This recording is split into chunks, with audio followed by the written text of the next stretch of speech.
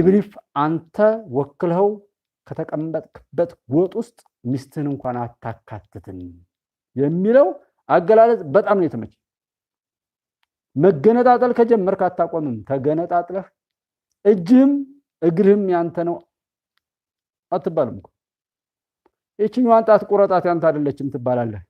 እቺኛዋ ከአማራ ነው የመጣችው፣ እቺ ከኦሮሚያ ነው የመጣችው፣ እቺ ትባላለህ። አንዴ መቅበዝበዝ ከጀመርክ እንደዛ ነው የምትጫወተው። ምክንያቱም አሽንጉሊት ማን ያከብረዋል?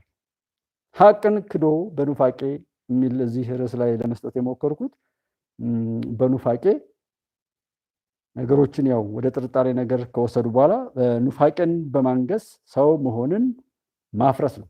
ሰው ትልቅ ነው፣ እሱን ለማፍረስ ለመበታተና በጥርጣሬ ሞልቶ በየሄደበት ተቅበዝባዥና ከሳሪ ያው ተሸናፊ፣ ተቅበዝባዥ፣ ተገዳይ፣ ተፈናቃይ ለማድረግ ከሰውነት ክብር ማውረድ፣ ይሄም ጥርጣሬ ማሙላት ነው።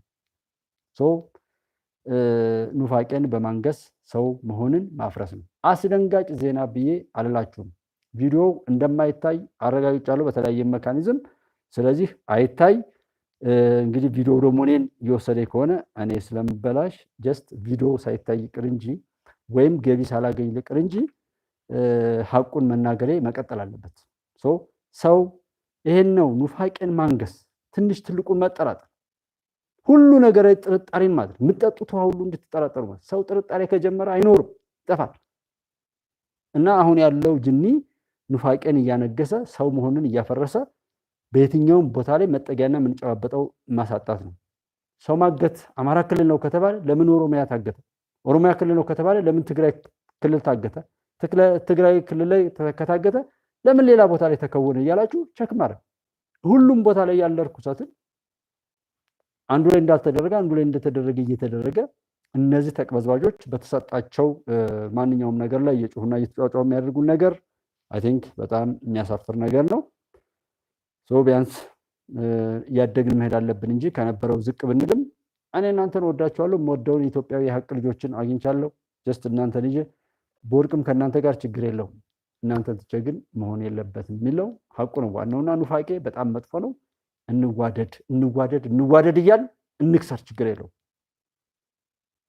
ሀቅን እንውደድ፣ ለሀቅ እንቁም፣ እንረዳዳ፣ እንተጋገዝ፣ እንተማመን፣ አብረን ካለን ሰው ጋር በፍቅር እንቁም እያል ምክር ያስጠላል። ምክር ብዙ ኮመንት ትናንትና እንኳን አንድ ሰው እንትን ያለ ከዛ በፊት በተደጋጋሚ ብዙ ጊዜ ይነገረኝ ነበር። አልሰማ ስላልን ነው ዛሬ ላይም እሱ የሚነገረንና እንደው የሚመክር በተገኘ እኔን ራሱ መልሶ በመከረኝ ምክር ጥቅም እንጂ ጉዳት ስለሌለው ማለት ነው። ብርሃኑ ብይ ሰላም ነው ወይ? ኦኬ ሱሌማን አልቃድር እንዴት ናችሁ? ኑሬ ከድር ሰላም ሰላም በላይ ኢትዮጵያ ሰላም ይዛልን ክብርና ሞገስ ለጀግናው የኢትዮጵያ መከላከያ ሰራዊት ኢትዮጵያ በጀግኖቿ ታፍራና ተከብራ ለዘላለም ትኖራለች። አዎ ይሄ እውን እንዲሆን የምንችለውን ሁሉ እናድርግ ነው። ቲክቶክ የዱርዬ ነው ብላለች። ዱርዬ መንደር ነው አለምዬ። እኔም በጣም ብዙ አልሄድም፣ እኔ እዛ ጋር አልገባም። ግን ደግሞ እኔ ስገባም የሆነ ስነካ ሰርች አድርጌ እንደ ሰዎች ያወሩትን ነገር ካልጠየቅኩ በስተቀር ወይ ቆራ የወደቀውን ነገር አንስተው የሆነ ጥቅም ሲሰጡ ወይ ሰዎችን ሲረዱ ወይም ደግሞ የተበላሸ መንገድ ሲጠግኑ ገጽታን ሲገነቡ መረዳዳትን ምናምን ነው የማየው። አይ ዶንት ኖ እኔ እንዴት ሆኖ እንደሚመጣልኝ እና እኔ እንደዚህም የሆነ የውሸታሞችን ምናምን ሰው ጠቁሞኝ ወይም ያን ስሙን ሰርች አድርጌ ካልሆነ በቀጥታ አላገኝም እና ለምን እንደሆነ አይገባኝም። እኔ ቲክቶክ ላይ ስገባ ልክ እንደዛ አይነት በጎ ነገሮች የክሬቲቪቲዎች ፋብሪካዎች፣ ኢንዱስትሪዎች አነስተኛ እስከ ትልቅ ኢንዱስትሪ የተለያዩ ነገሮችን እንትን ማለት ሼር ማድረግ ይሄ አሁን የጉድጓድ እንትን ያለውን ደግሞ እሱ እንትን ማለት አይነ ስውራንን መርቶ ማሻገር ያጡ ሰዎችን መርዳት እንደዛ አይነት የበጎ ነገሮችን ነው የማየው በተለያዩ ሀገራትና አሁን ይሄን አይነት የሚመስል የውሸት ወሬ እኔ ቲክቶክ ላይ ስገባ አላገኝም። እኔ አልጎሪዝሙ እኔ ጋር ሲደርስ ምን ብሎ እንደሚያመጣው አላውቅም። እኔው በዛ ሰርች አድርጌም ሳይ ደግሞ በጣም ብልግና የተሞላበት ስለሆነ ቀስ በቀስ እኮ እዛ ጋር የዋለ ሰው ያንን ነገር መውረሱ አይቀርም። መሸሹ የተሻለ ነው። ጉባኤ ለዚህ ነው በሁሉ መልስ የጻፉት ለሁሉም መልስ ስለሆነ ነው። ከ5 ደቂቃ በፊት የጻፍኩልህን መልስ አድርገህ አንብብላቸው ለተከታዮች። የት ላይ የጻፍከው ነው ብርሃኑ? ብርሃኑ ቤ ከ5 ደቂቃ በፊት እዚህ እኔ ጋር ነው የጻፍከው? እስኪ እዚህ ካለ ልየው። ምን የሚል ነው? ደግመው የጻፍልን ምናልባት በእርግጥ እንትን የለውም። ምን ነበረ ብርሃኑ ቢ ነገረን? ምክር ደጋግሞ መምከር ነው። ያው ለዚህ ሁሉ መልስ የጻፉልህ ለሁሉ መልስ ስለሆነ ያ የለም። እኔ ለምን እንደሆነ አይዶን ነው። የት ጋር እንደጻፍከው እስኪ ጻፍልን። አስቻለው ጸጋይ እንዴት አለ? ሰላም ነው ወይ? እንኳን ደህና መጣህ። ተጠፋፍተን ነበር ትናንትናም ያየው ይመስሎኛል። ኤኒዌይ እንኳን ደህና መጣ ብያለሁ። ሰው ሳብስክራይብ፣ ላይክ፣ ሼር እንደዚህ በማድረግ ነገሮችን ከዚህም በተሻለ ላይ ዘመኑ በሚበጀውና በሚፈቅደው ላይ አብረን ቆመን በአብሮነታችን ሀቅን እያነገስን ውሸትን እያጠፋን ኢትዮጵያን ከተበላሸው ነገር ላይ ሁሉ አውጥተን እያነገስን የምንሄድበት ነገር እንድንፈጥር ለዛ አቅም የሚሆነውን ነገር እንድናደርግ አደራ ማለት ትፈልጋለሁ። በዛ ስሜት አብረን እንድንጓዝ ነው። በማንኛውም መልኩ አብረን ኑን ነው። የምትችሉትን ሳላደርገው እንዳትሉ ላይክ፣ ሼር፣ ሳብስክራይብ ማድረጉ ግዴታ ይሁን የሚል እንትና እላለሁ ማለት ነው። አንዳንድ ወሬዎችን እዚህ ጋር አብረን እናካትና የቀድሞ ታጣቂዎችን መልሶ ለማቋቋም ባለድርሻ አካላት የበኩላቸውን ሚና እንዲወጡ ተጠየቀ የሚል ወሬ አለ። የቀድሞ ታጣቂዎችን መልሶ ለማቋቋም በሚከናወነው ስራ ባለድርሻ አካላትን የበኩላቸውን ሚና ሊወጡ ይገባል ሲል የብሔራዊ ተሃድሶ ኮሚሽን ጠይቋል። በውይይታቸውም መንግስትና ህዝቡ የሚፈልጉትን ሰላምና መረጋጋት ለማምጣት ጉዳዩ ከሚመለከታቸው ባለድርሻ አካላት ጋር በጥምረት መስራት እንደሚገባውም ተነስቷል። የብሔራዊ ተሃድሶ ኮሚሽን 371971 የሚደርሱ የቀድሞ ታጣቂዎችን፣ አካል ጉዳተኞችና ሴቶችን ይዞ ወደ ስራ ለመግባት ፕሮጀክት ነድፎ እየተንቀሳቀሰ መሆኑንም ገልጧል።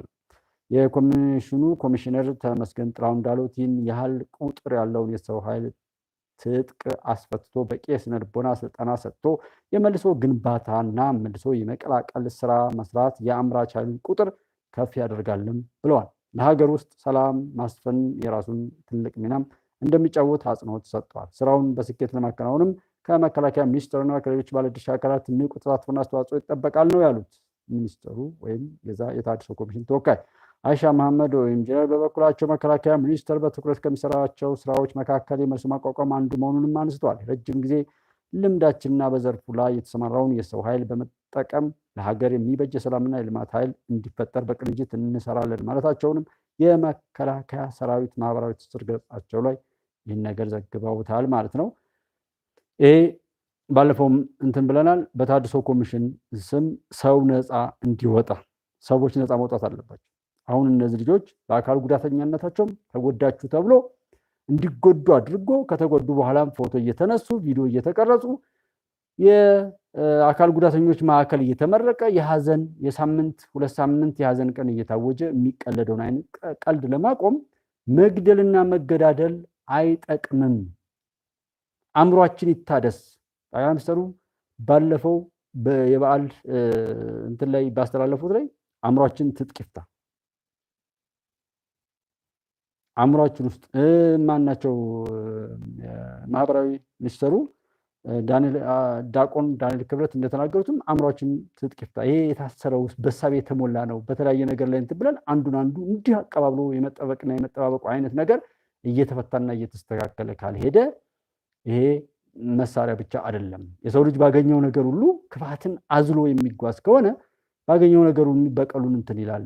ይሄ አልቃሻነት እና የተጠቂነትን ስሜት አሳድጎ ያንን ሰው ለበቀል መመልመል የሚባለው ነገር ነው። ይሄ አንድ ፊልሞች ነበሩ፣ ልክ ዲቪዥን ነው ምናምን የሚባሉ በአሜሪካ እና በተለያዩ ሀገራት ላይ መንግስታት ከውስጥ ላይ ሆነው በአእምሯዊ ብልጠት ወይም በእውቀት መሞገትና ማስተካከል የማይችሏቸውን ሰዎች እዛው ባለስልጣን ውስጥ አብሯቸው ያሉ ሰዎችን ሊያጠቁበት የሚችሉት እንደ አጋዚ ክፍለ ጦር ወይም አጋዚያን የሚባሉት 97 ላይ እዚህ አዲስ አበባ ህፃናትን ውስጥ ጨፈጭፍ የነበረውና የፌዴራል ፖሊስን ለብሶ ከአንድ ቋንቋ ውጭ እንዳያውቁ የብዙ ዘመናት ስራዎችን ይሰሩበት የነበረው እንደዛ አይነት ነገሩን ለማስቆም ከተሞከረ ነገሮችን በዚህ መልኩ ሆነን ከዛ አይነት የገዳይነት ገዳይን እንደ ጀግና ጸጉራቸውን አንጨብረው እብድ መስለው ቀልባቸው ጠፍቶባቸው መነሻና መድረሻቸውን የማያውቁ በሆነ የሚጣላቸውን ነገር እንኳን በአግባቡ ተረጋግተው ሊበሉበት የማይችሉትን እድል እየተፈጠረላቸው እንደ ጀግና የሚቆጠሩና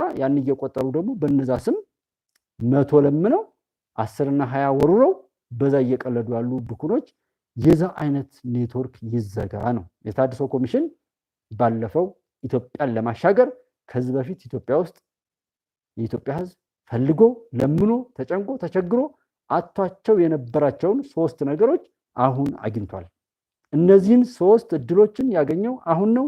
እኒህን ሳይጠቀም የቀረ እንደሆነ ከዛ በኋላ የኢትዮጵያ ህዝብና ኢትዮጵያ አያሳዝኑም የሚል አይነት አንድምታ ያለው ንግግር ተናግሯል። ላይክ መመካከር፣ ሐሳብን በመድረኩ ላይ ማቅረብና መሳተፍ፣ የሀገራዊ ምክክር ኮሚሽንን መጠቀም፣ ሞጋች መሆን፣ እንዲነቃ ሁላ እንደዚህ ነው እንደዛ ነው እኔ አይመለከተኝም ብሎ በመሸሽና በመሮጥ አይደለም ያን ነገር እንትን የምትሉት ከዛም በላይ ሆኖ ለመገኘት ጥረት ማድረግ። ሁለተኛው የሽግግር ፍትህ ነው። ከውጭ ባለ ጥላትም ይሁን ውስጥ ካለም ይሁን የአእምሮ መዛባት ደርሶም ይሁን የግንዛቤ ጥረት ተከስቶም ይሁን የተሰራው ወንጀልና ኃጢአት ሊታበስበትና በይቅርታ ታሽጎ ሊሄድበት የሚችል የሽግግር ፍትህ ሀገርን ለማሻገር ሲባል የግለሰቦችን ሁነት በሚገባው ለመሸከፍ የታቀደውን ነገር መጠቀም። ሶስተኛው የታድሶ ኮሚሽን ነው። በዘፈንም በግጥምም በድራማም በየትኛውም አግባብ ላይ ፋኖ ፋኖ ፋኖ ፋኖ እየተባለ በዘመኑ ጋሻና ጦር ይዞ ተዋግቶ ያገኘውን መድፍ አገላባጭ ብቻ ለብቻ የተባሉት ጀግና ሁሉ የተገኙት ስለ መድፉ አያውቁም። ሰዎች ሲጠቁበት አይተዋል፣ ራሳቸው ሲጠቁ ከዛ ተርፈው ያንን ግን ከማረኩ በኋላ ደግሞ ራሳቸው የተጠቀሙበትን አቅም ያላቸውን ጀግና ጋሻና ጦር ይዞ ሰይፍ ይዞ እንደዚህ ባየርም በምድርም የመጣውን ኃይል የመከተን ጀግና ስም የወረሰ ግን ዛሬን መኖር ያልቻለ በዛን ሰዓት ፋኖ የሚለው ስያሜ የተሰጠው ዘመኑን አልፈው ሰዎች ያላዩትን ነገር እንኳን በቅጽበት መጠቀም የቻሉና ሀገራቸውን ለዘለቄታዊ ደህንነት ሲሉ ዋጋ ከፍለው የጠበቁ ጀግኖች ያመጡትን ስም ፋኖ ነኝ የሚል አውደልዳይ ሌባ ሲወስደው ሰጠን እና በጣም የሚገርመኝና በጣም እንትን የሚለኝ ልውሰደው ስላለ ብቻ መውሰድ አለበት ወይ? አባትህ ነኝ ስላለ አባት መሆን ይችላል ወይ? ልጅ ነኝ ስላለ ልጅ መሆን ይችላል ወይ? ሚስት ነኝ ስላለ ባልሽ ነኝ ስላለ የሚል የሆነ ጊዜ የገለጽኩት ቀን ነበር።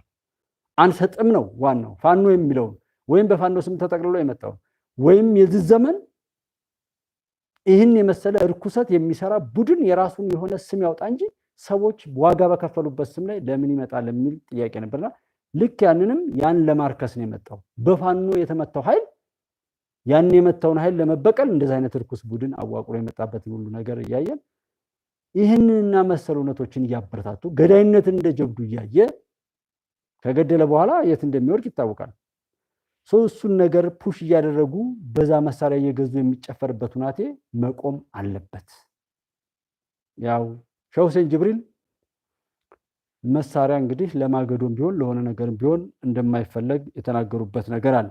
ሼህ ሁሴን ጅብሪልን፣ ቢላል ሀበሽን እንደዚህ ሌሎች የገዳማትም በቤተክርስቲያንም በየትኛውም ቦታ ላይ ያሉ ጀግኖቻችንን አሁን ያሉ አመራሮችን ጠቅላይ ሚኒስትር ዶክተር አብይን ጨምሮ ሌሎች ቢያገኟቸው ኖሮ አቤት ስንት ጊዜ ያሽቃብጡ ነበር። ጌታቸው አሰፋ ማለት ነው ብሎ ቲሸርት አሳትሞ የቆመ ቡድን ጠቅላይ ሚኒስትር ዶክተር አብይን ቢያገኛቸው እንዴት ያደርጋቸው ነበር?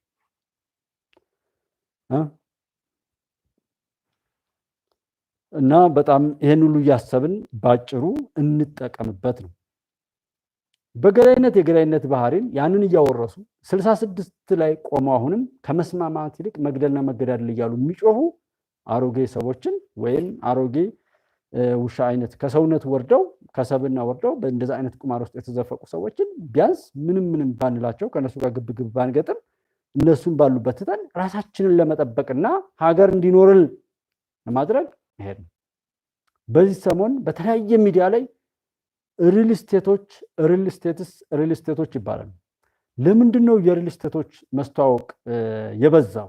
ሪል ስቴቶች መብዛታቸውስ ምን ያመጣል? ኢንቨስትመንቱ በዛ ልክ ሌላ ኢንቨስትመንት ላይ ጋፕ ያለ ነው። በተለይ በሶሻል ሚዲያ ላይ የትኛውም ግቡ ሪል ስቴትስ በጣም እየተዋወቁ ነው።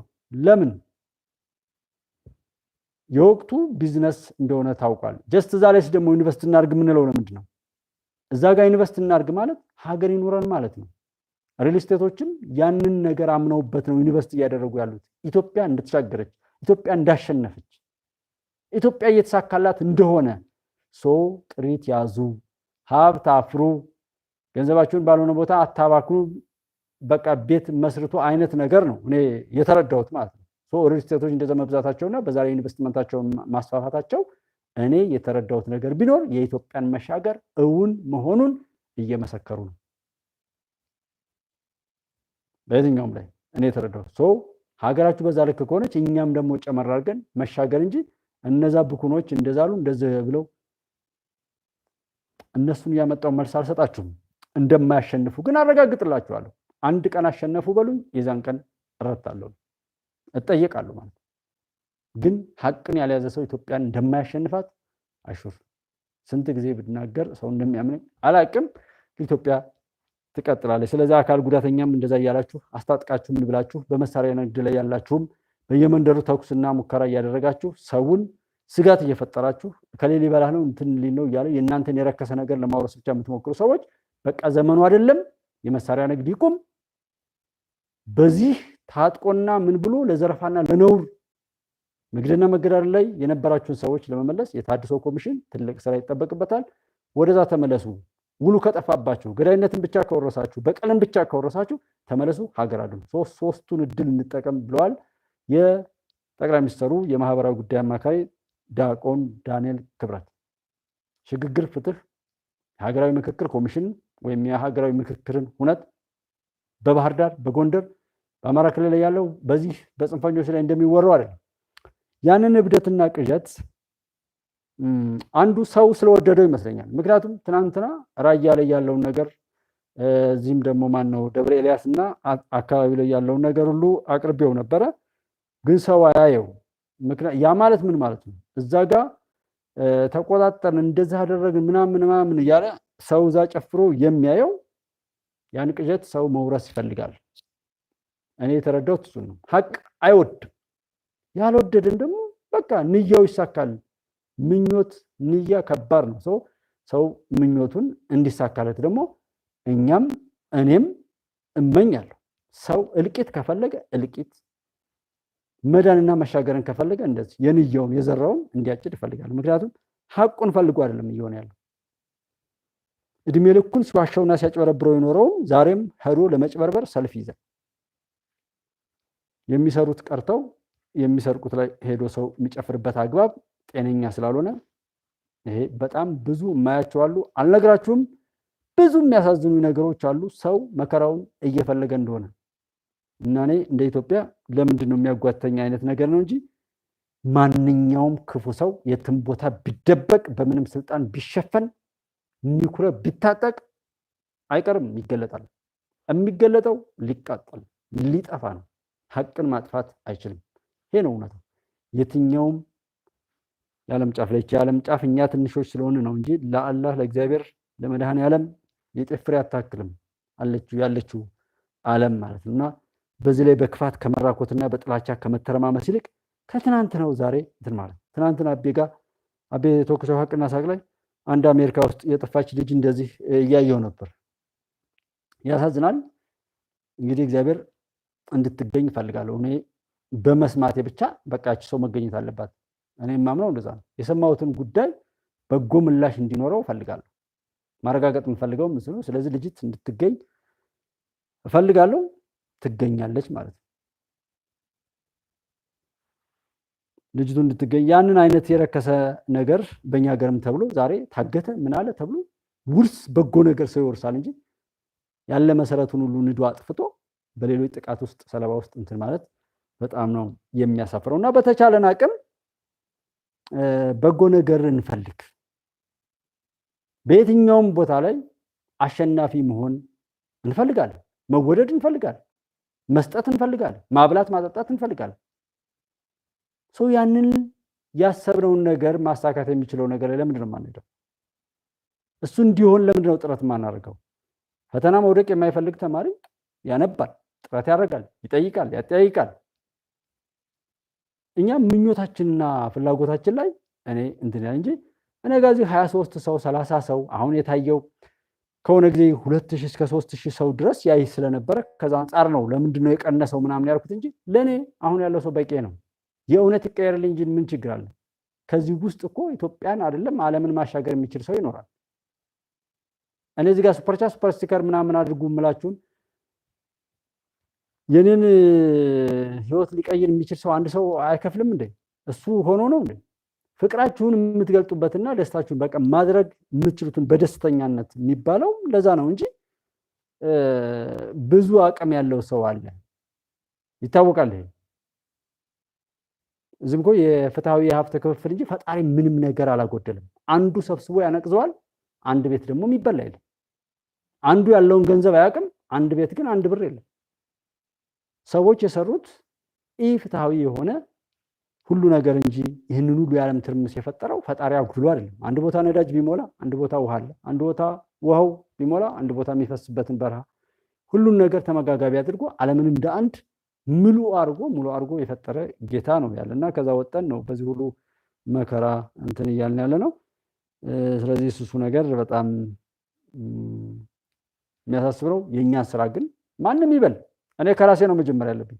ሌሎች መሽቃ በቃ እኔ አለው እኔ ከራሴ መጀመሪያን እኔ እርግጠኛ መሆኔን እኔ ለማትረፍ ከሆነ በዛ ስሜት ነው ማውራችሁ ስለምወዳችሁ ያንን በጎ ነገር የማስበውን በጎ ነገር እንድትወርሱልኝ እንጂ እንድትጎዱብኝ አይደለም። በበጎ ያሰበን ሰው ደግሞ እንደዛ እንትን አለመቱና ንያና ምኞት የሰዎች ውሎና አዳር በጣም በጣም በጣም ጥያቄ ውስጥ የሚገባ ነው። ቼክ አድርጉት በራሳችሁ። እኔ መናገር የነ ያልቅባቸው ውሸት ኮበለለ ከሀገር እንደወጣ በዚያው ቀረ የተባለለት የአማራ ክልል የብልጽግና ፓርቲ የዲሞክራሲ ባህል ግንባታ ዘርፍ ኃላፊ ዶክተር ግርማ መለሰ እንኳን ከሀገር ሊኮበልል ይቅርና ለሀገሩና ለሚወደው የአማራ ሕዝብ ክብር መረጋገጥ ሰርቶ ያልጠገበም የማይሰበርም ጀግና ነው።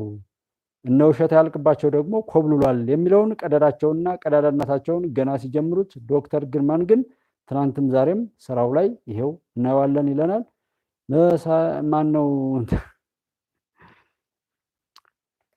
ወንድማችን ናትናኤል መኮንን ማለት ነው። እሱ ደግሞ ማን ነው ካላችሁኝ ይሄ ሰው ነው፣ በዛው እንድታውቁት ማለት ነው። እና አሁን እኔ ለመሳይ መልስ ብሰጠው በቃ የሆነ መሳይን ያከበርኩት ያለ ይመስለኛል። ማለት ለኔ መሳይም ሆነ ኢትዮጵያን የካዱ የሰው ልጆችን ሊጎዳ የሚችል ንግግር የሚናገሩ ሰዎች ለኔ ትቢያ ናቸው። ምን አይነት ምናምን በሉ በጣም ምንምንቃቸው ምንም እንደማያመጡም አውቃለሁ። ሐቅን የያዘ ሰው ግን በጣም ከባድ፣ እውነትን የሚኖር ሰው፣ ሰውን የሚያከብር ሰው፣ በቻለው አቅም በበጎ የሚንቀሳቀሰው ከባድ ነው። የምፈራው እሱ ነው። ይሄ ዝም ብሎ እንደዚህ የሆነ ሰውን ያክል ነገር ወርዶ በዛ ልክ ዝም ብሎ እንደ እንቁራሪት ወይም እንደ እንትን ሲበጠረቅ የሚሉ ሰውዬ እኔ አያሳስበኝ። ማለት ዋጋ አልሰጠውም። የራሴ ነው የምነግራችሁ። ከዛ በተረፈ ደግሞ በራሴ እማቀው ነገር አለኝ። ኢትዮጵያ ምንም የሚያግዳት ምድራዊ ኃይል እንደሌለ ማስጌጥ የሚገባንን ሁሉ እንደምናስጌጣት አውቃለሁ። ጠቅላይ ሚኒስትሩም አንዳንድ ሰዎች ሙስጦፌ እንደዚህ ምናምን የሚባሉ ብዙ ሰዎች አሉ። አዳነች፣ ሙስጦፌ፣ ሌላ ይሄ ዲያቆን ዳንኤል ምናምን የሚባሉ አሉ። በአካል አላቃቸውም፣ በሌላ ሜካኒዝም እናቀበና በዛ መልኩ ጥሩነታቸውን ስመሰክር ያንን እያየው ነው እንጂ እነሱን በአካል አላቃቸውም። ግን የኢትዮጵያ ስኬት እውን እንደሚሆን በቃ የምትወዱት እሱን አይደል? ኢትዮጵያ እንዲሳካላት አይደል የምትፈልጉ? ምንም አታስቡ። ኢትዮጵያ ታሸንፋለች። ማንም አይችላትም። የትኛውም ቦታ ላይ ምንም ፍጥርቅ ይበል እንኳን እዚህ ያለውን የሽንት ጨርቅ የላኩትንም ብሎ እኔ በድፍረት ራሱ ደንግጬ አውቃለሁ። የራሴን እንትን ሰምቼ ደንግጬ ሁሉ አውቃለሁ። ግን የምመካው በእግዚአብሔር ስለሆነ እሱ ያደርገዋል። ስለዚህ በራሴ አይደለም እንደዛ ምለው፣ ጀስት እግዚአብሔር ያን ነገር እንደሚያደርገው ግን አሹር። ይሄ አይነት ፖለቲካ ነው ኢትዮጵያን የሚያስቆማት ብለን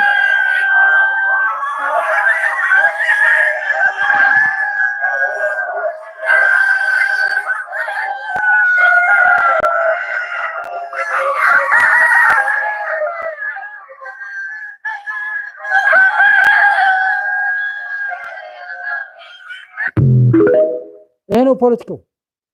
ቋጋው ምናምን አሁን ያለው ፖለቲካ ይሄ ነው። መጮህ ብቻ የጮሃዎች ስብስብ ለኔ ይሄ ነው በቃ ምንም እና ቦታ ትቱ ትልቅነታቸውን ለነዛ ታውሱ እድሜያቸው እንዲቀጥል አታርጉ። እኔ ከዚህ በራሳችሁ ላይ እንደዛ አይነት ቀልድ የማንም እስኪ በራሱ ላይ በሀገሩ ላይ በሚስቱ ላይ በልጁ ላይ በአባቱ ላይ በእናቱ ላይ በሚወደው ነገር ላይ የቀለደ የተዘባበተ ያሾፈ ሰው ምን አለው? ከዛ ሲቀጥል ሰዎችን በጥላትነት በአውሬነት ለመናከስ ጥርሱን እያንቀጫቀጨ የሚያወራ ሰው እኮ ጤነኛ አይደለም። በቀልን የሚያወርስ በለው እንደዛ በለው ምናምን አንዳንድ እንትን ላይ የሆነ ኮንተንት ላይ መሰለኝ ቅድም ክሬስ አረግ የሆነ ነገር ይዞ የሆነ ነገር መናገር በቃ ሰዎችን ለመሳብና ለምንም አይቀርም እንደዛ ቢሆን አይሻልም እንዴ? እና ቅድም ውብዬ ጋር ያለው ኢንተርቪው የሚያደርገው ሰውዬ ዛሬ ላይ ዝና ለማግኘት እኮ በተለይ ሶሻል ሚዲያ ላይ መሳደብ ነው ብሏል። ባለፈው የሃይማኖት አባቶች ስለ ሃይማኖት ስብከት ላይ የሃይማኖት ተቋማት ህብረት ምናምን የሚባለው ተቋም ላይ ከተናገሩት ላይ ቅንጭብጭብ ተደጋጋሚ መግቢያ ላይ ይጠቀምባት ነበርና ምን ነበር የሚለው? በቃ ሐቅን መናገር ነውር ነው ይላል። ቸክ አድርጉት ይሄን ቢሆን እኔም ንገሩኝ ምናምን ብዬ የፈራሁትኝ ምናልባት የሆነ ነገር ደጋግሜ ሁሉ የሰማሁት ቪዲዮ አለ ስተት ሆኖ እንደሆነ የማያሻግር ሐሳብ አሁንም እዚህ ጥላቶቻችን በሰሩት ወጥመድ ውስጥ የገባ አይነት ንግግር ተናግሬ እንደው ብዬ አየሁት። ግን አይደለም ሐላስ ችግር የለው ዋናው እንደዛ ይሁን እንጂ አይሰማ ያማ ችግር የለም። እኔ የራሴን ነው እንደዛ ለማስተካከል ወይ ቪዲዮን ማጥፋት አለብኝ ወይም ምናምን የማይመቻቸውን ነገር አቅርቤ ነው ወይ እንዴት እኛን እስካሁን ድረስ አማሰሉን ወሰዱን።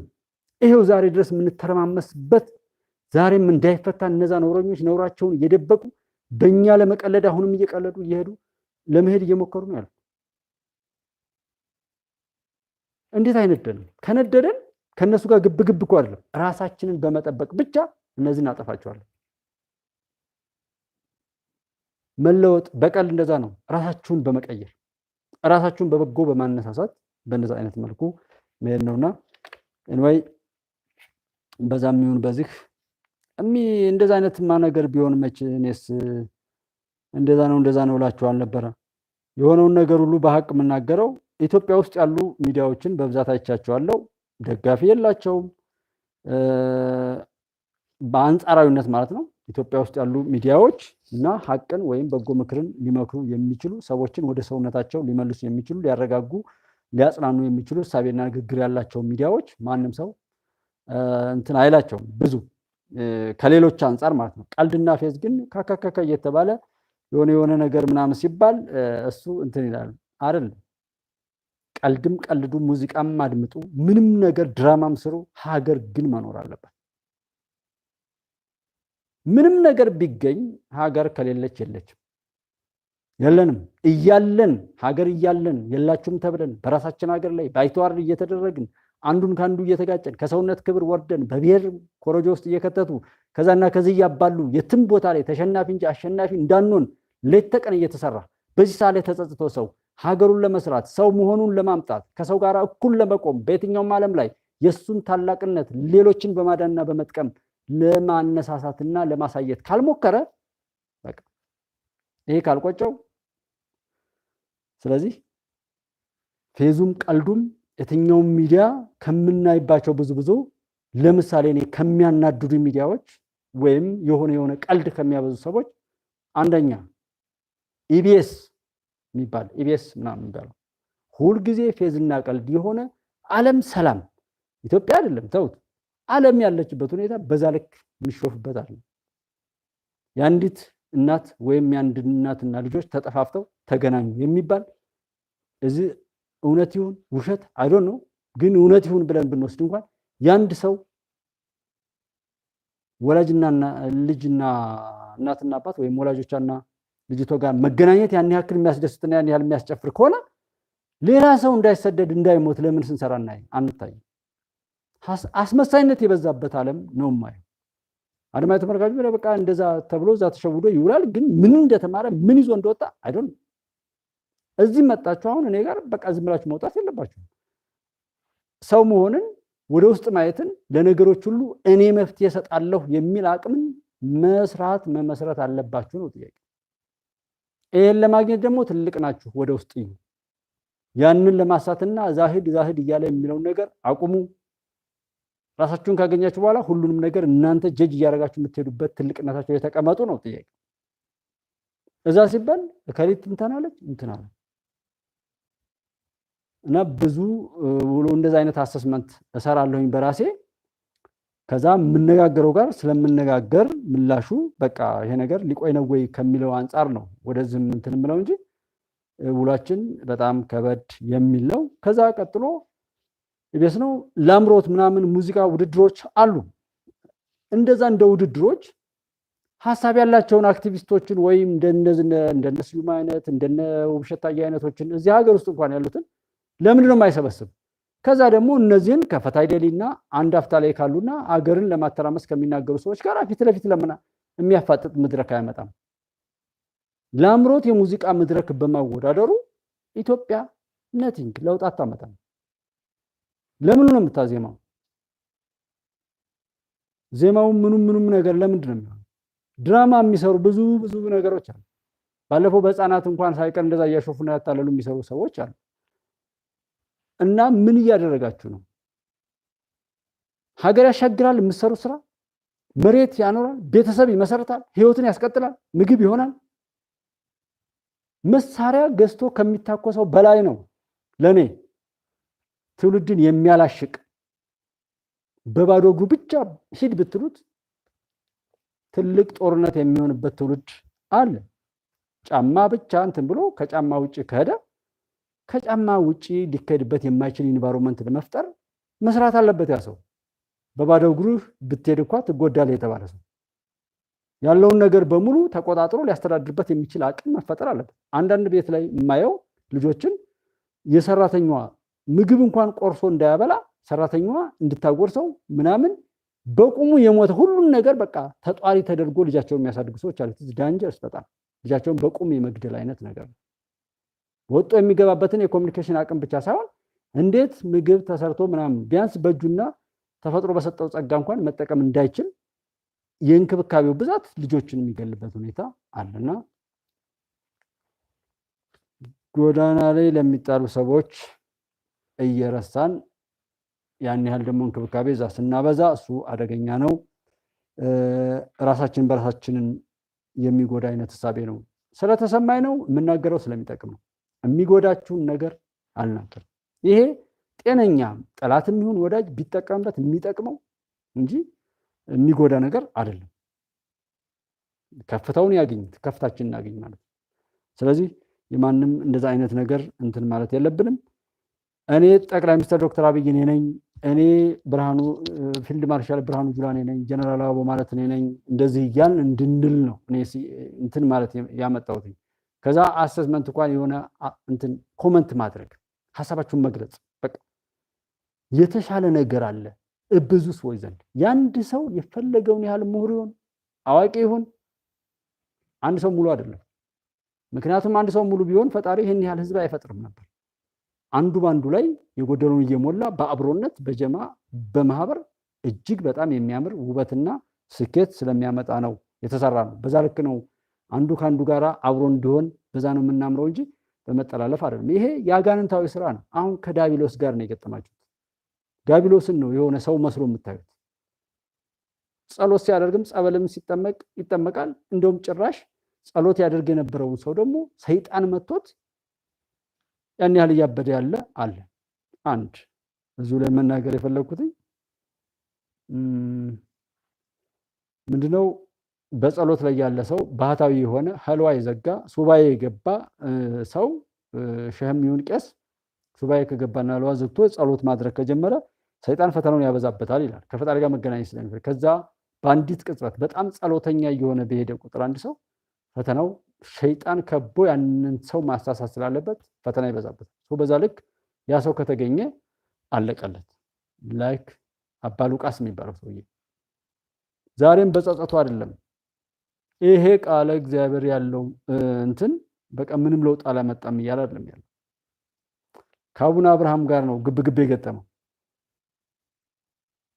አሁንም ራሱን ሸፍኖ ያንን ያለውን ቆሻሻ ነገር ጠቅልሎ ይዞ ለመቀጠል ነው እንጂ የፈለገው መጸጸት ነው ሰዎችን የሚያሸንፍ። አፉ በሉ ይቅር በሉኝ ማለት ያ በቃሉ ላይ አድኑ ርሳክሙ ተብሎ ይህን ሲመታ ይህን ስጥ እኔን የሚከተል ቢኖር ራሱን ይካድ ሰው መሆኑን ስጋዊ ስሜቱን እሱ እንዳያታልለው ይሁን እንደማለት ነው። ራሱን ይካድ ማለት ከዛስ መስቀሌን ተሸክሞ ከኋላዬ ይከተለኝ። መስቀሉ ደግሞ ስቃዩ ነው። ያንን እጠብቃለሁ ሲሉ የሚመጣ ፈተና እሱን ማድረግ የማይችል ሰው የኔ ተከታይ አይደለም የሚል አስተምሮት ነው ያለው እና ሰዎችን በዚህ ሚዛን ይዩት። ይህን ሲመታ ይህን ስጥ በሚለው ሚዛን አንድ ሚዛን በቂ ነው ለዚህ ሰው። 3-4 ሚዛን የሚያልፍ ሰው ስለሌለ አሁን ሃይማኖቱ የሚጠቀስ ለጠብ ነው። ብሔሩ የሚጠቀስ ለጠብ ነው። ሴትነቱ ወንድነቱ የሚጠቀስ ለጠብ ነው። ስልጣኑ የሚጠቀስ ለጠብ ነው።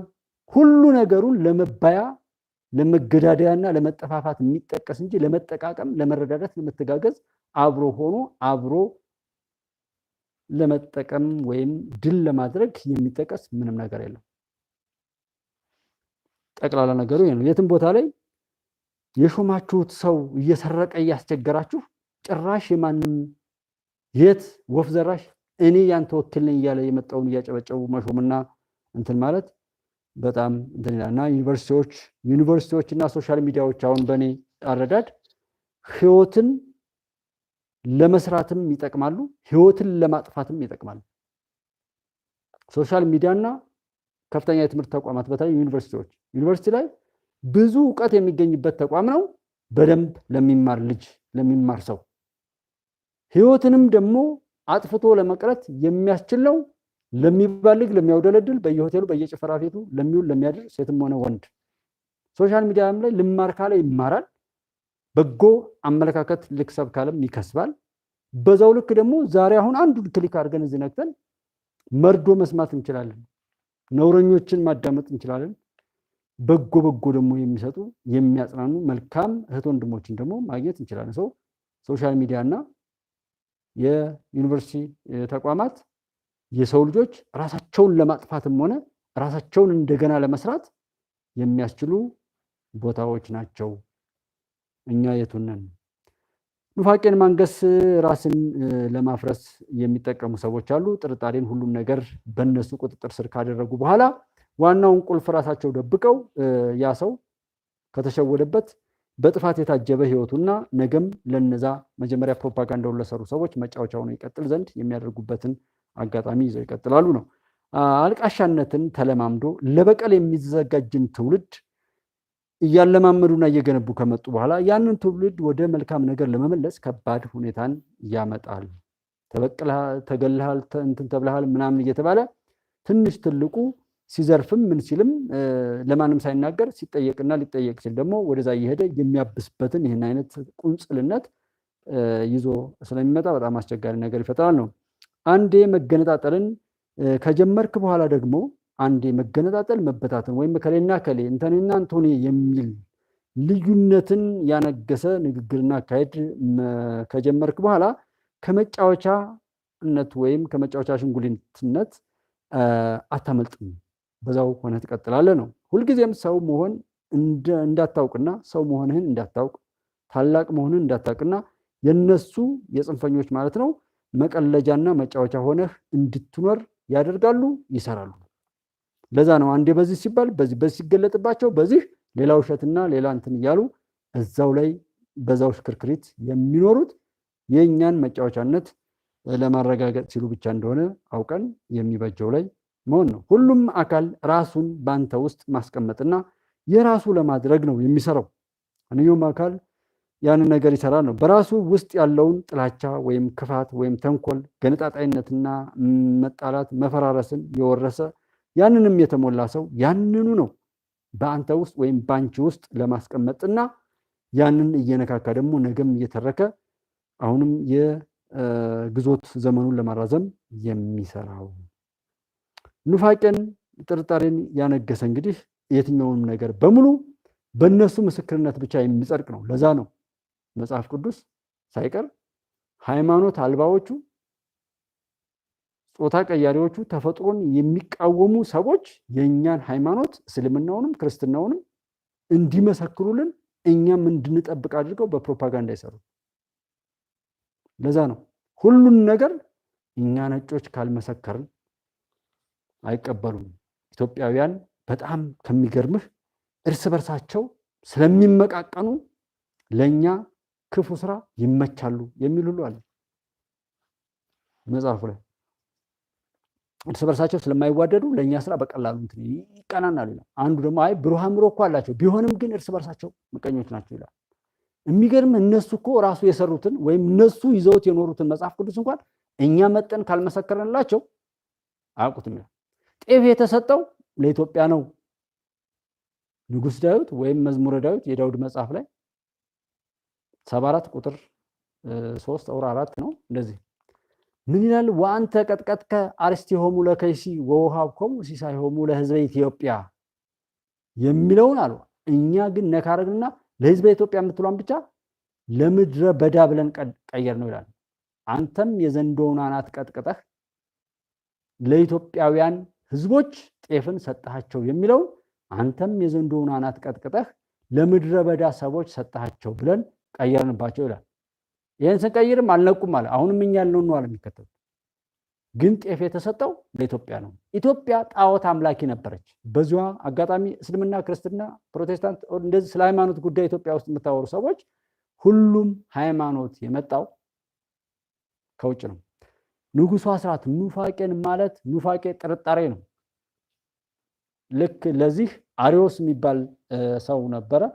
የሆነ አንዳንዴ ቄሶች ሲሰብኩ ቡና መጠጣትና ጫት መቃም፣ ትንቡሃ ማጤስ ካሪዮስ ላይ ካሪዮስ ሰውነት ላይ እየበቀሉ ናቸው ይባላል። አንዳንዴ በሃይማኖት ዘርፍ እከሌና እከሌ አትበሉ። እኔ የምመክረው የትኛውም ኢትዮጵያዊ ሆነ የትኛውም የሰው ልጅ ሆነ ሁሉን ይወቅ፣ ከዛም ይበጀውን ይላል። መስማቱን ግን እንደ ኃጢአት መቁጠር ጠላቶቻችን እንዲጫወቱብን መፍቀድ ነው። እኔ ያረጋገጥኩት እሱ ነው። እስልምና እንዳላውቅ እኔ ኦርቶዶክስ ሆኜ ከኦርቶዶክስ ውጭ ምንም ነገር እንዳላውቅ ያገኘሁትን ሁሉ በጥላትነት እንድዘልፍ የተደረግኩት አበክሬ ለጠብ እንጂ አብሬ እንኳን ለመኖር እንዳልችል ወይም ሃይማኖት የራሱ ዋጋ ቢስ እንደሆነ። ምክንያቱም ሃይማኖት ተጣላ የሚል ሃይማኖት የለም። ሁሉን ማወቅ ግን ጥሩ ነው። ስለዚህ ኑፋቄ ማለት አሪዮስ የሚባለው ቅዳሴ እንደገባ ይጠራጠር ነበር። ፈጣሪን በሙሉ እንትኑ አያመሰግንም ነበር ወይም አያምንም አይነት ነገርና ቅዳሴውን አቋርጦ ለሽንት ወጣ። ቅዳሴ አቋርጦ መውጣት ክልክል ነው። ቅዳሴ የቀደሰ ሰው ወንዝም አይሻገርም። በጣም በጣም ከባድ ምስጢር አለው እዛ ጋር እና እሱ ከወጣ በኋላ ያው ሄዶ ሽንት ቤት እንደተቀመጠ በዛው ፈረሰ፣ ሞተ፣ እዛው ተበታተነ ቀረ። ከዛም ከሱ ፍርስራሽ ላይ ወይም ከሰውነቱ ብጥስጣሽ እዛ ቦታ ላይ ማለት ነው አፈታሪክ ነው። እኔ በመጽሐፍ ላይ አላነበብኩትም። ቡና ጫት እና ትንባሆ የሚባል ነገር በቀለ የሚል ትርክት አለ። ያፈት ታሪክ ማለት ነው። ሰው እነዚህ ሐራም ናቸው እንደማለት ነው። ኃጢአት ነው እነዚህን አትጠቀሙ ብለው ለማስተማር ሰዎች እንደዛ ብለው ይናገራሉ። አሪዮስ ማለት ተጠራጣሪ የማያምን ማለት ነው። በዛም ቶማስም አለ ሌላ ታሪክ ነው እና እዚሁ ሃይማኖቱ ላይ ሲመጣ ሁሉን ማወቅና ኢትዮጵያ ውስጥ ደግሞ ጣዖት ይመለክ ነበር። የሚመለከው ጣዖት ነበር። በአራተኛው ክፍለ ዘመን ክርስትና ኢትዮጵያ ተቀበለች። በስምንተኛው ክፍለ ዘመን እስልምና ተቀበለች። ሌላ አለ እንዴ? ሁሉንም ተቀበለች ነው እንጂ የሚለው ገና እዚህ ነው የሚለው ሌላ ታሪክ እስከምናገኝ ድረስ አሁን ያለው ታሪክ ይሄ ነው።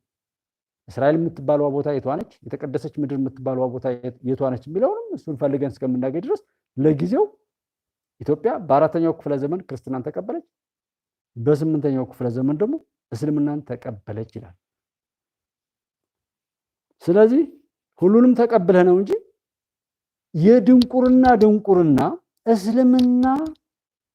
እስልምና ሌላ ሃይማኖት በዚህ ልክ ቂል ማለት አሁን ላልኩት ነው። ኑፋቄን ማንገስ፣ የሰው መጫወቻነትን በዚህ ልክ መመስከር፣ ርካሽነትን እንደዚህ ነው። እስልምና አዲስ የመጣ አንድ አቶ መለስ ዜናዊ ምክር ቤት ላይ ጅማ አካባቢ ታስታውሱ ከሆነ ወንድሞች ንጉሡ አስራት 7 ነው 8 እንደዚህ ቄሶችን ኪዳን እያደረሱ ባሉበት ላይ ሌሊት ላይ ተገብቶ ተገደሉ እና ያስገደለው አካል መግለጫ ሰጠና ሙስሊሙ ወገን እንደገደለው አድርጎ ፓርላማ ላይ ቆሞናል። እናንተ ሙስሊሞች የምትኖሩ ከሆነ በሰላም ኑሩ አለ። ይሄን የምጠቅስላችሁ አይ ቲንክ እኔ ጋር አብረን የቆየ ልጆች እንግባባለን። ምን ወደ ከፍታችሁ መጣችሁ ነገሮችን ሁሉ መመዘን ትችላላችሁ። ከስሜት በላይ ነገሮችን መግዛትና መዳኘት የምትችሉበት አቅም ላይ ናችሁ ነው። እዛ ላይ ከደረስን እኮ ምንም ነገር ብትሰሙ እንደሚበጀው ታደርጉታላችሁ። እኔ የምፈልገው እዛ ላይ መድረስ። እዛ ከደረስን ማዕት ነገር እናወራለን። ምንም ነገር ለትዝብት እናመጣለን። እከሌ እኮ ይሄን አለ ብለን የምንስቅበት ላይ እንስቃለን፣ የምንማርበት ላይ እንማርበታለን፣ የምናዝንበት ላይ እናዝናለን፣ የምንደግፍበት ላይ እንደግፍበታለን። ወደዛ ከፍታ ግን መምጣት አለብን እና እንደዛ ብሎ ቀለደ ሰውየው። ሰው ምን ማለት ነው?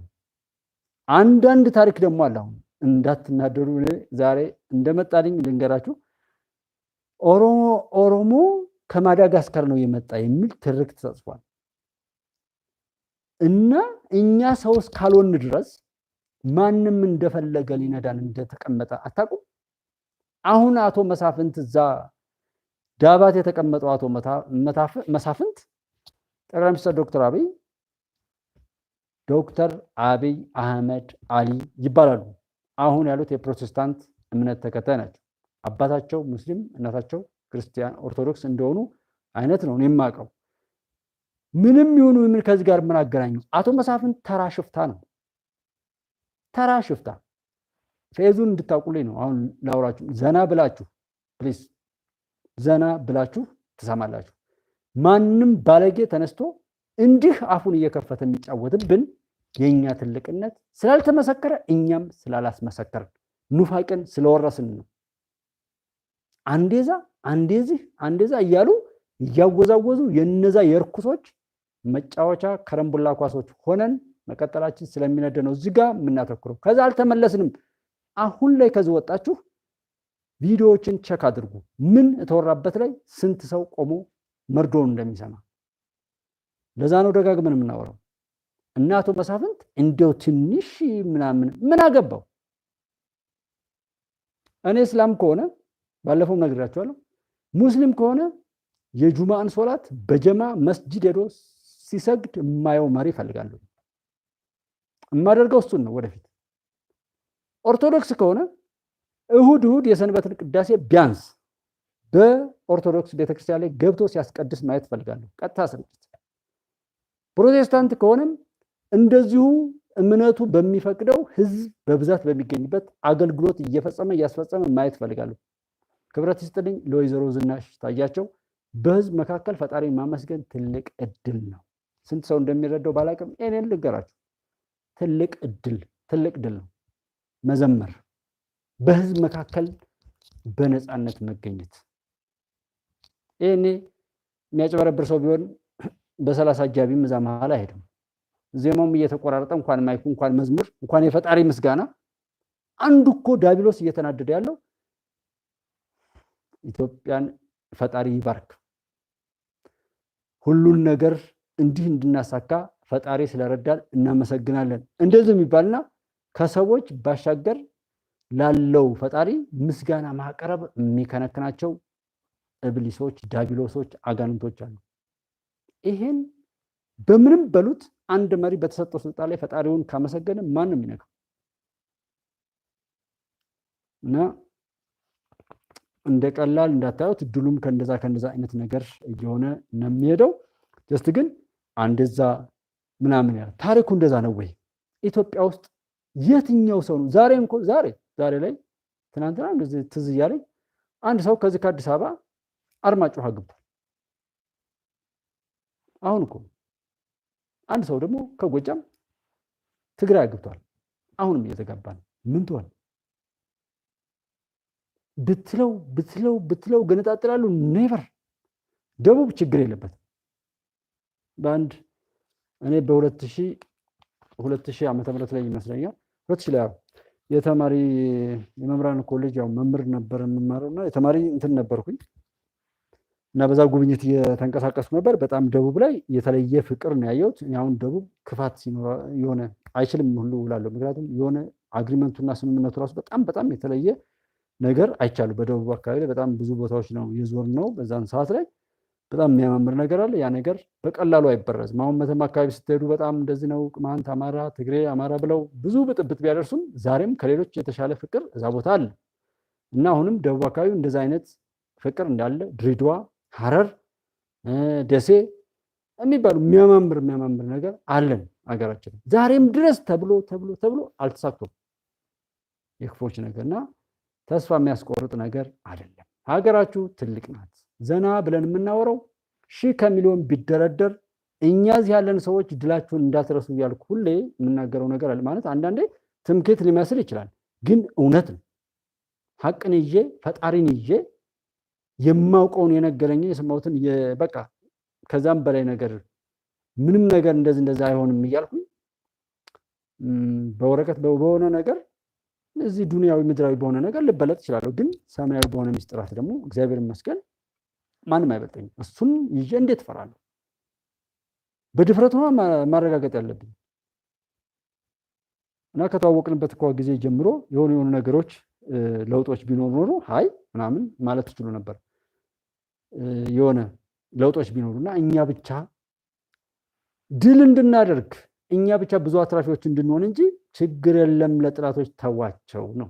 ዛሬም እሱንም ደግሞ በዛ መጣ ይሏቸዋል፣ በዚህ መጣ። ሞጋች ካልሆነ ህግ አዋቂዎች ካልሆን እኮ እኛ ሀገር ያለው ህግ አዋቂ የነበሩት ገቢዎች ላይ የነበሩ ባለሙያዎች እኮ ሄዳችሁ ይሄ ነገር በዛብኝ ብለው ሲጠይቁ ሌላ አንቀጽ ጸረ አሸባሪ ነው ብለው ወይ ጸረ ልማት ነው ጸረ ልማት የሚል ታፔላ ተለጥፎ የነሱን ውርደት አንዱ ላይ ሰርቶ አትርፎ የመንግስትን ሀብት እንዲዘርፍ ተደራድረው ሰርቀው ምንም ያልሰራው ሰው ላይ ደግሞ የዛንን ለማካካስ የተጣለ እቅድ አለ። አመታዊ እቅድ አለ ወይም የሶስት ወር የምን እቅዶች አሉ የሚሰጡ እቅዶች። እነሱን እቅዶች እንዳይቀነስ እቅዱ አለ። ሰው እቅዱን አችን ማድረግ አለባቸው። ያ እቅዱ ደግሞ ያልተገባ ሁሉ በመጣል ሰዎች ላይ ሄደው አያስተምሩም። ሄደው እንዴት እንዲያተርፉ እንዲጠቀሙ አያስተምሩም። ባንኮች እንደዛ አያስተምሩም። ባንኮች ሄደው አበደሩ አጣጥለው ይገምታሉ። አጣጥለው ተጸይፈው ሰዎችን አሁንም ብድራቸው እንዲመለስላቸው ይሞክራሉ። ይሄ ነገር እኮ የኔ ውጤት ነው፣ ይሄ ሰው እኮ ቢያተርፍ ለኔ ነው፣ ባንኩን ስሙን ያጎለዋል አይሉም። ሊቀሽብ ሰው ካለ ይቀሽባል፣ አብሮ ይትረከረካል። ከዛ ውጭ ግን ያንን ቤቱን ሸጬ ይቀበላለሁ አይነት ወይም መያዣነት የተያዘውን ነገር ሸጬ ወስዳለሁ አይነት ያ እኮ ውርደት ነው። እከሌ ያበደረው በቃ እንደውም ለምንም አይሆንም በረከት የለው በሽታ ነው የሚያመጣው መባል እኮ ይሄ ባንኮች ላይ ያለ ውድቀት ነው። አንድም ኢንተርናሽናል ባንክ ባለመኖራው እኔ ሶፍትዌር አልገዛም። አሁን ኤክሴል እና ማይክሮሶፍት ኦፊስ እንኳን ለመግዛት ይሄ ምንድነው ሚሞሪ ምናምን ላይ ያለ ጉግል ድራይቭም ሆነ እንደዚህ ዋን ድራይቭ የሚባሉ ነገሮች ለመክፈል እንኳን የሚያስችል እንኳን ባንክ የለንም እኛ ሀገር። ኢንተርናሽናል የሚል ስሙ ትልቅ ስራው የወረደ አለባበስ ጨርቅ ብቻ ለአለባበስ ምናምን ብቻ ነው። ይሄ እንዲቆጫችሁ ነው፣ ልታስተካክሉ ነው። ኮምፒውተር አድርጉ። ሰው መንግስትም አሁንም ይሄንን ባንኩን ሰው ላለው ላይ መጠቀም ካልቻለ ወደ ውጭ ቢሰጠው በጣም ደጋፊ ነው። ኢትዮ ቴሌኮምን ማንቃት ይችላል ሳፋሪኮም። ከዛም እንትን ካላለ ሳፋሪኮም ብቻም አይደለም፣ ሳፋሪኮም መምጣቱ በራሱ ኢትዮ ቴሌኮምን ያነቀዋል። ለራሱም ይጠቅማል ለኢትዮ ቴሌኮም፣ እንደገና ደግሞ ለሀገርም ይጠቅማል፣ ለደንበኞች ይጠቅማል። ሰው ባንኮችም አሁን እዚህ በየቦታው ላይ አንድ ቢሉን የንግድ ባንክ ተገዢዎች ሆነው የሚቀጥሉበት አይነት ነው ያለው።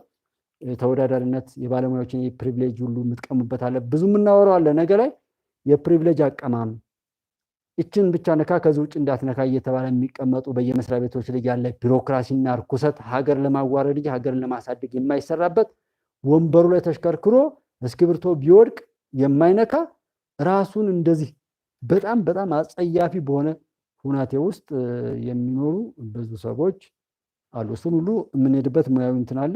ዞሮ አበዳሪዎችም ንግድ ላይ የንግድ ሚኒስቴር ወይም ንግድና ትራንስፖርት ፈቃድ የምትሰጡ ሰዎችም ገቢዎች ላይ የሚያላችሁ ያ ነገር አችብ እንዲያደርግላችሁ ሄዶ መኮትኮት፣ መንከባከብ፣ ሰዎችን ማስተማር፣ ነጋዴውን ስለ ንግዱ ማስተማር፣ ገበያው እንዲረጋጋ ማድረግ የእናንተ የባለሙያዎች እንትን ህዝብን ማገልገል እስከሆነ ድረስ እውቀታችሁን አከራይታችሁ ህዝብ ደግሞ ደሞዝ እየከፈላችሁ ምንም ማለት አይደለም።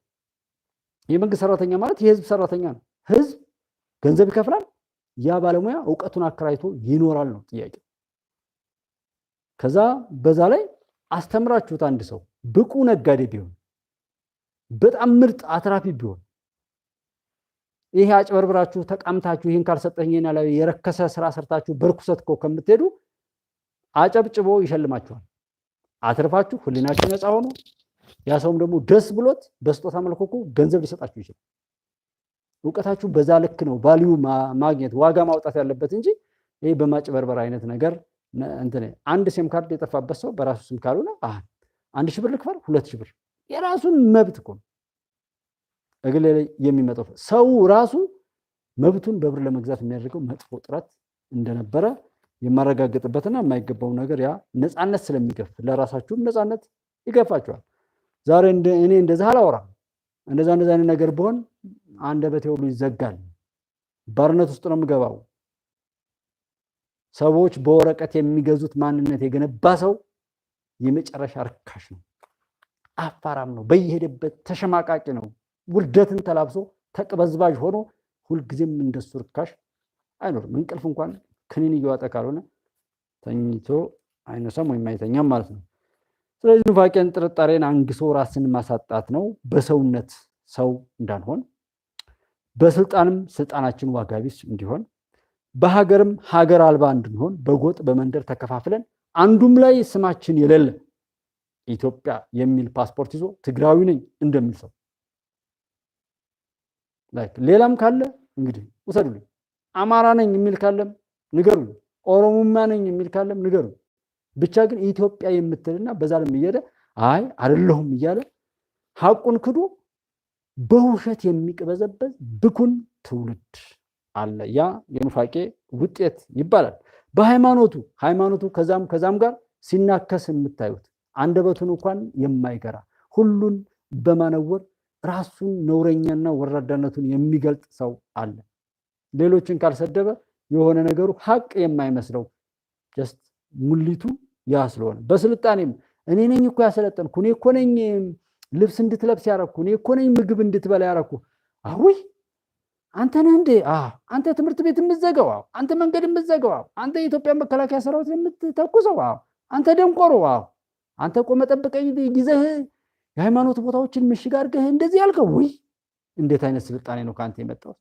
አንተ በሉልኛ እኔ እኮ ነኝ አለ ምግብ ያበላው። የረከሰው እኮ በደም እከሌ ነው ዘር የሚቆጥረው በሀብት ዘርፎም ሰርቆም እንዳለው እንድነው ምናምን። እዚሁ አጋጣሚ በሀብት ጉዳይ ምናምን ትናንትናም አታስቡ ብያለሁ። አታስቡ ነው ትናንትና ያልኩት ነው ደግሞ አታስቡ። እናንተ በበጎ ብቻ ተነሳሱ። ስህተት ከነበረም ከዛች ቀን ጀምሮ አስተካክሉ ነው ጥያቄው። ከዛ ውጪ አብረን እንኑን፣ ነገሩን አብረን እናስረዳ፣ ሐቁን እንናገር። ሐቅን ይዘን ማንም አያሸንፈን። የለፋችሁባትን ሐቅ እውነቴን ነው የምላችሁ። እኔ በኢትዮጵያዊነት ስም ነው የምላችሁ፣ በፈጣሪ ስም አንድ ሰው አይወስዳት። ሐላላችሁን ማለት ነው ሐቃችሁን አንድ ሰው ሌላ ችግር ካለ ተናገሩ፣ አሊያም ደግሞ ቶብቱ ከዛ ጀምራችሁ። ዋናው ግለሰቦች ጋር እንደዛ አይነት አይደለም። ራሱም ዘርፎ ዝም ብሎ የተቀመጠ ነገር አለ።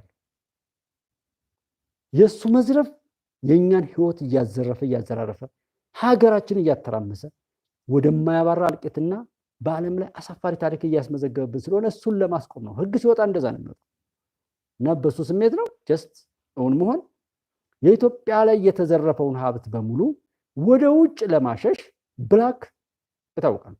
ለምን ብላክ ተባለ? ብላክ ጥቁር ነው አይደል? ጥቁር ለምን ተባለ? ስህተት ስለሆነ ነው አይደል? ጀስት በቃ ሲነቃማ ይቀራል እንደ መርካቶ እንትን በቃ ሲነቃ መቅረት። ከዛ በኋላ ደግሞ አብራችሁ መሆን አልኳችሁ። አብራችሁ መናበብ። እዚህ ጋር ደግሞ አይዘርፍም። አሁን እንደዚህ በህገ ወጥ መልኩ አገር ላይ ሌላ ችግር ፈጥሮ እንደገና ገንዘቡንም ለማሸሽ በተለያየ ቦታ ላይ ደላላ ቀጥሮ የሚሰራው ሌባ ባለስልጣን ሰርቆ ማምለጥ እንደማይቻል ካወቀ አይሰርቅም። ባለሀብትም ይሁን ባለስልጣን በሉት ከዚች ሀገር ውስጥ ያለውን ገንዘብ ከሰረቀና ከደበቀ በኋላ ወደ ውጭ የሚያወጣው እዛ ጋር የብላክ ማርኬትን በማይገባ ዋጋ በመግዛት ነው። ምክንያቱም እዚህ የእኛን ገንዘብ ነው የዘረፈው። የሀገሪቱን ሀብት ያላግባብ ዘርፏል። ሰው ስለዘረፈው ግዱም አይደለም። ብቻንን ገንዘብ ያክል በእጥፍም ቢሆን እየጨመረ ውጭ ይገዛና ገንዘቡን ባጭሩ አሻገረው ማለት ነው። ለወንድሞችን ኃጢአት አላበሰ። የለፉበት የደከሙበትን ነገር በኃጢአት አነካካ። እሱም እዚህ ጋር በኃጢአት የሰረቀውን ሰረቀ። ሀገሪቱ በመካከል ገንዘቧም ተሰርቆ ማግኘት የሚገባትንም ከረንሲ አጣ። ለታመሙ ዜጎቿ መድኃኒት የማሰጥበት ማዳበሪያ ማታቀርብበት ከውጭ ሊመጡ የሚችሉ ነገሮችን በሙሉ አሟልታ ጠንካራ ሀገር እንዳትሆን አሁንም ብድር ለመለመን ስትል የማይደረግ ነገር አድርጋ እንድትፈርም የሚያስገድድ አንገት የሚያስደፋ የሚያሳፍር ታሪክ ሀገሬ እንድትጽፍ ለማድረግ የሚደረግ አሻጥር እንደሆነ ቸክ ማድረግ ነው። ያ በዛ አይነት ሰፋ ያለ ነገር እንትን የሚል እንጂ እንደዚህ ትንሽ ትልቁ ላይ የሚያተኩር ነገር እንዳልሆነና ጀስት ወደ ሀገራዊ ስሜትና ወደ ክብር በቃ ያገኘነው ነገር በእውነተኛ ሀብቶ ነው እንዲቀጥል ከጤናችን ጋር አእምሯችንን እንትንሳይ ሁልጊዜም ደስተኞችና ሰላማዊ ዜጎች ሆነን ጤነኞች ሆነን እንድንቀጥል የለፋንበት በዛ መልኩ እንዲሆን ማድረግ ላይ መስራት የተሻለ ነው ማለት ነው እንጂ ከዛ ውጭ አታስቡ። ችግር ካለ እናወራለን። እኔ እንደዚህ ሀቅ ላይ በሆነ ነገር ላይ የትኛውም ቦታ ድረስ አይደላችኋለሁ። የትኛውም ቦታ ላይ ሀቅን እና ማስረጃ ይዛችሁ ምን ብላችሁ የትኛውም ቦታ ላይ ይሄንን በቃ ቃል ነው ሀቅን ይዤ ማንኛውንም ኃይል እፊቴ ይቆማል ብዬ ስለማላምን ማለት ነው። ስለዚህ ሀቃችሁን ያዙ። በሀቃችሁ ላይ ደግሞ የትኛውም ቦታ ላይ እኔ እታዘዛለሁ። በግሌ በየትኛውም ቦታ እታዘዛችኋለሁ። አብሽሩ፣ አታስቡ። እሱ ያሳስባችሁ። ማንም ጽንፈኛ ስላወራ አይደለም። የእናንተን ጀግንነት ማንም እንዲቀልድበት አትፍቀዱ። የእናንተ በእናንተ አድርጉ ነው። ሌላው በእውቀት እኔ ነኝ አዋቂ እኔ ነኝ እንደዚህ የተባለ እውቀትና ጥበብን ምሁርነትን ሁሉ በሙሉ ሀገርን ለማጥፋትና ለማጠፍ ሰልፍ ለማዘጋጀት እልቂት ለመጥራት ወሰን ለማበጀት እሊቶች ተብሎ ቅሌታሞች ቅሌታም የአማራ እሌት የኦሮሞ እሌት የትግራይ ቅሌታም ነውረኞች ናቸው። እኔ አሁን ቅሌታም ወይም እሌት ከተባለ ሰው ላይ አንድ ሰው መስማት አልፈልግም። ኢትዮጵያ ውስጥ ያሉ ቦታው ላይ ያሉ ሰዎችን ብታከብሩ ጥሩ ነው ለእናንተ መረጃ ለማግኘት ስለ ሀገራችሁ። እንደው ያቀረበው ነገር እንኳን ባይጥማችሁ መልሳችሁ ንገረን አጣራና በሉት። የትኛውም ቦታ ላይ ስለ ሀገራችሁ ውስጥ ያለው ሚዲያዎችን ደግፏቸው፣ ጠይቋቸው። ብዙ ልጆች አሉ ስለ ሀገራችሁ ሌላ ላይ እንትን አትበሉ ማለት። ዛሬ ላይ የሆነ የጎደለ ነገር በዚያ አካል ላይ አስቀምጠው በአንድ ቦታ ላይ ለምሳሌ የጎደለ ነገር ያኖራሉ። ላይክ በጎጃም አካባቢ ወይም ፋኖ በሚባለው ወቅት እዛ ወለጋ ተገደልክ፣ እዚህ ቦታ ተገደልክ፣ ተሳደድክ የሚል ጉድለትን አስቀመጡ። ምናሉ ከዛስ የጎደለ ነገርን በዚያ አካል ላይ አስቀምጠው ነገ ደግሞ ያንኑ ለመሙላት ይመጣሉ። ምክንያቱም እነዚያ ሰዎች ያንን ሰው ምን አድርገው ዕቃ አድርገው ነው መግዛት የሚፈልጉ፣ ለመጫወቻ ብቻ ነው የሚፈልጓቸው። ስለዚህ ሙሉ ጉድለታቸውን ሞልተው ሰው እንዲሆኑ አይፈቀድም አይደል? አይፈቀድም። ሁልጊዜ መጫወቻውን እንዲቀጥሉ ይፈልጋል።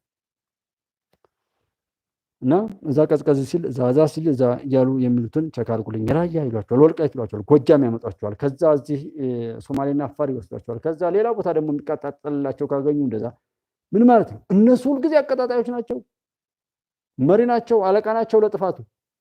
እኛ ሁልጊዜ መጫወቻ ነን። ወለጋ ብንሞት፣ ጎጃም ብንሞት፣ ወልቃይት ብንሞት፣ ራያ ብንሞት፣ አፋር ብንሞት፣ ሶማሌ ብንሞት በቃ ለነሱ ዜና ነን እንጂ እነሱ አይሞቱማ። ከዚህ መውጣት ንፋቄ ነው ይሄን የሚያመጣው ማለት ነው። በድብቅ አሰልጥነው በአደባባይ ይልኳል። በድብቅ ምን እንዳሉ ምናምን አንተን ያባብሉሃል፣ ምን ይሉሃል፣ የተለየ ገቢ ከፍሏል። አንዳንድ ልጆች ነበሩና ብዙ ጊዜ ገንዘባቸውን ያላቸውን ለመውሰድ ሲፈልጉ ስንት ብር አለህ ግን አንተ ምናምን ይባላል። ሚሊዮን ብር አለኝ እኔ 5 ሚሊዮን ምናምን አለኝ ይላል። አለው ወይ በቃ ምናምን ይላሉ። እዛ በኋላ 100 ሚሊዮን ይወራለታል በወሬ 100 ሚሊዮን በወሬ በምናብ ይሳለታል። ያንን ያለውን ለመውሰድ ማለት ነው። ይመቹታል። መኪና ይመጣል፣ አይቶት የማያውቀው ሆቴል ይወስዱታል። ዝም ብሎ በቃ ለየት እሱ አድርጎት የማያውቀውን ሲንቆጠቆጥ ወይም ሲንቀቀሽ የተለየ እንክብካቤ ይደረግለታል። በዛ ይዘነጋር ሰውዬው። እኔን አድርገህ እኮ በዚህ መልኩ እኮ እንደዚህ ማድረግ ትችላለህ አንተ 100 ሚሊዮን ሚሊዮነር መሆን እየቻልክ እስከዛሬ ድረስና በለበለ አምጣው ይባላል። አምጡ ያስረክባል ማለት። እነሱ ምናልባት ያን ሰውዬ ሲያቀብጡት ሲያዘኑት ምን ሲሉት ምናልባት 50 ሺህ ብር ቢፈጁ ነው። በሚሊዮን ብር ካገኙ ትርፋማ ናቸው። ላይክ እሱን የሚመስል ነገር ዘና እያደረጉ እያስጨበጨቡ ወደ ወጥመዳቸው ያስገቧል። ከዛ በኋላ አትወጣም። የምትሰራው ነውር በሙሉ በእነሱ ወጥመድ ውስጥ ገብተሃል። ማዘዝ ከሚችሉ ድረስ አንተን ወይም አንቺን እንደፈለጉ እንደቃ ሪሞትድ አድርገው እንደ ሮቦት ማዘዝ የሚችሉበትን አቅም እስከሚያገኙ ድረስ ሐራም ያሰሩሃል። እነሱ አጥምደው ነው በካሜራ በተለያዩ ሰዎች ምስክርነት እያደረጉ የምትናገራትን የምትሰራትን ነገር በሙሉ አጥምደው ቪዲዮ ይቀርጹሃል። ኦሮሮ የሆነ ነገር በስልጣን ላይ ስትባልግ ስልጣንህን እንዴት እንዳከራየህ ምን እንዳልክ የምታወራውን ስልክ ሁሉ በሙሉ ይቀልበዋል። ከዛ በኋላ እነሱ ከያዙ በኋላ ይሄን እኮ የሰራነ ይሄን ያደረክ እኮ ነው ደግሞ አንተ ሰው ነህ ይሏል። መምህራን አንበርክኬ ነደሁ፣ መከላከያ ላይ ተኮስኩ፣ እስረኛ በተንኩ፣ ዘረፍኩ፣ ገደልኩ፣ ሴት ደፈርኩ እያልክ አንተ ሪፖርት ትለቃለህ። ከዛ በኋላ ባሪያ ነህ፣ ዕቃ ነህ፣ የነዛ ሰዎች የግል ንብረት። ሁልጊዜም ያንተ ነገር ዜና ነው ለነሱ እስከ ጠቀማቸው ድረስ የሚያወሩት ማለት ነው። ስለዚህ ሳይጠመዱ ለምን ያለፈውበት ከሆነ ለምን ለፍተህ ቅር ችግር የለው። ተሸወድ፣ ሰው አታታል፣ ሰዎችን አትብለጥ፣ አታጭበርብር። ተጭበርበር ችግር የለው። አንተ አታጭበርብር፣ አትግደል፣ ተገደል ችግር የለው። ሁሉም ነገር ተበለጥ። ነገ የዛ ብድር በካሳ መልኩ ይመጣልህ እንጂ እዳ የለብህም። ዛሬ አጭበርባሪ ከሆንክ ነገ ትጭበረበራ፣ እዳ አለብህ። ሁሉም ነገር ላይ ሰርተም አይከፈል፣ ነገ ሌላ የሚከፍል ይመጣል። በዛ ስሜት ነው መሄድ ያለብን እንጂ እንዲህ በሰውኛ ካልኩሌት እየተደረገ ምናምን ቢባል ምንም ሰው በራሱ ላይ በሰውነቱ ላይ ማዘዛችን ኢምንት በቃ የሰው ልጅ ኢምንት ነው። ስንት ሰው ነው 40 ዓመቱን ገንዘብ ለማግኘት ባክኖ ሌላውን 40 ዓመቱን ጤናውን ለማግኘት የሚባክን አለና የምንወልደው የምንኖረው ሁሉ ነገር የተባረከ ይሆን ዘንድ ስራችንና እንቅስቃሴያችን የተባረከ እንዲሆን ጥረት ማድረግ። ነፃ ነው የምንሆነው ሁለመናችን ነፃ ከነፃው ጌታ ጋር የፈጠረንን በሚመቻችሁ በየትኛውም ሃይማኖት ይሁን እመኑት፣ ያንን እምነት ኑሩት፣ ተገዙት። በጣም ጤነኛ፣ በጣም ደስተኛ፣ በጣም ስኬታማ ነው የምትሆኑት። እኔ ማረጋገጥ የቻልኩት እውነት ይሄ ነው። በድፍረት በየትኛውም ቦታ ላይ ማንም ሰው እናንተን ማየት እንኳን አይችልም። ሐቅን ይዛችሁ ከሐቀኛው ጋር ድሉ ከሱ ጋር ስለሚሆን በዛ ልክ ድል አድርገን እንድንሄድ እንደሱ አይነት አቅም እንዲኖረን ፈልጋለሁና በድብቅ አሰልጥነው ያው በአደባባይ የሚልኩት በድብቅ ምን እንደሆነ ምናምን ያው ተደብቀው ነው ያሰለጠኑት። ያንን ሰው ግን በአደባባይ ያሽቀረቅሩታል። መያዝ የሚችሉትን ከያዙ በኋላ ሩት ተነስ ምናምን ይባል። የቅርብ ሰውን ብታዩ መሳይ ጥሩ ማሳያ ነው። እኔ ጋዜጠኝነት በቃኝ ብሎ እውነትም በቃው። አሁን ጋዜጠኛ መስዬ በድሮ ሰው በሰጠኝ ጥሩነት የሰራነው ነገር ነው ቀድሞ የሚከፈለና በዛ መልኩ እንሄዳለን። ኢትዮጵያ ትቀጥላለች። እናንተ ጀግኖች ሐቀኛ ልጆች አትፍሩ። ሐቅ እናንተ ደጀን ነው፣ መከላከያችሁ ነው። የትም ነገር ላይ ቢሆን ነገን ሳታጣሩ ለፍርድ አትጣደፉ። መጠየቅ እውነት ነው። ደጋግማችሁ ጠይቁ። መጠየቅ መጠየቅ መጠየቅ ይሄ ጉብዝና ነው፣ አዋቂነት ነው፣ ምሁርነት ነው። ለፍርድ መጣደፍ ደግሞ ውድቀት ነው። የከሌ ችግር ነው፣ እንቶኔ ነው እንዲያደርገው፣ መከላከያ ሰራዊቱ ነው፣ ጠቅላይ ሚኒስትሩ ነው፣ አማራ ነው፣ ኦሮሞ ነው የሚባለው ነገር ላይ አትግቡ። ያ ትልቅ ኪሳራ ውስጥ ይከታችኋል። አልገባኝም ይሄ ነገር ከምን አንጻር እንዲህ ሊሆን ቻለ፣ ምን ተብሎ ምናምን፣ ይሄ መብት ነው፣ ምሁርነት ነው፣ ጠያቂነት። ሰው ሁሉን የምንጠይቅ እና መስጠር ኢትዮጵያውያንን እኔም ባገኘሁት በዛ የሚሆን ኢትዮጵያ እንደምትሻገር ጌጧን እንደምናለብሳት እዚህ ያሉ አመራሮቻችን በሙሉ የሚጠረገው የትም ቢቀመጥ እንደማይቀር ይሄው አሁን ናሴ ሲመጣ 2 ዓመት ይሆነዋል። ደጋግመን በየሚዲያው ተናግሬያለሁ። እሱን ነው የምደግመው። አሁንም አይቀርም። የትኛውም ቦታ የተቀመጠ ነውርን የቋጠረ ሰው ይዋረዳል፣ ይገለጣል፣ ይጠፋል። ይሄ ሻቢያን በሉት ምናምን በኢትዮጵያ ላይ በጥላትነት የተቀመጠን ሰው አታስቡ። እሱ ችግር የለም፣ ለራሱ ይብሰው። እሱን እዛው እንጨርሳለን። ህዋት ላይ ምናምን ይባል፣ ህዋት መሸከፍ አለባቸው። የሚሸከፉበት ቦታ ላይ ቀስ ብለው ይገባሉ።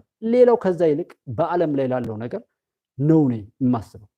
እንደ ዓለም ኢትዮጵያ በዓለም ፊት ምን ትምሰል እና ለዓለም ጥላ ለመሆን እንዴት ሌሎች ቦታ ላይ ያሉት ወንድሞችስ እንዴት መጠበቅ አለባቸው፣ ደህንነታቸው እንዴት መሆን እንደዚህ ከፍ ያሉ እሳቤዎች ላይ ነው እንጂ እዚህና እዚህ ያለው ይሄ ነኝ ምናምን የሚራገጠው እሱን እኔ አያሳስበኝም። እንደዛ ነው ማሰብ ያለባቸው። ትልቅነታችሁ በዛ ልክ ነው። ኢትዮጵያችሁን ደግሞ ለመጠበቅ እንደዛ ነው። ኢትዮጵያ ታበጽሕና በእግዚአብሔር። በርቱልኝ። ሐቅ ያሸንፋል። ደህና ደሩ።